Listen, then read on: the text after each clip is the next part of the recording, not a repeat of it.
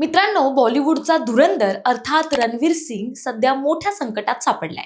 तब्बल 1300 कोटींची कमाई करून बॉक्स ऑफिसवर गाजवणाऱ्या या सुपरस्टारला व्हॉट्सअॅपवर खंडणीची धमकी मिळाली आहे.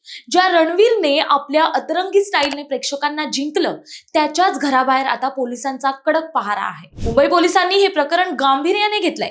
रणवीरच्या प्रत्येक हालचालीवर गुप्तचर विभागाची नजर आहे. विशेष म्हणजे सध्या रणवीर मुंबईत नसून तो नेमका कुठे आहे हे गुपित ठेवण्यात आलंय. रणवीरचं करिअर बँड बाजा बारात पासून सुरू झालं आणि आज तो बाजीराव मस्तानी ते धुरंधर पर्यंत अजेय ठरलाय. पण हेच यश आणि प्रचंड लोकप्रियता आता त्याच्यासाठी डोकेदुखी ठरते का, हा प्रश्न उपस्थित होतोय. जेव्हा एखादा कलाकार यशाची उत्तुंग शिखरं गाठतो तेव्हा त्याच्या सुरक्षेची जबाबदारी आणि आव्हानही तितकीच मोठी होतात.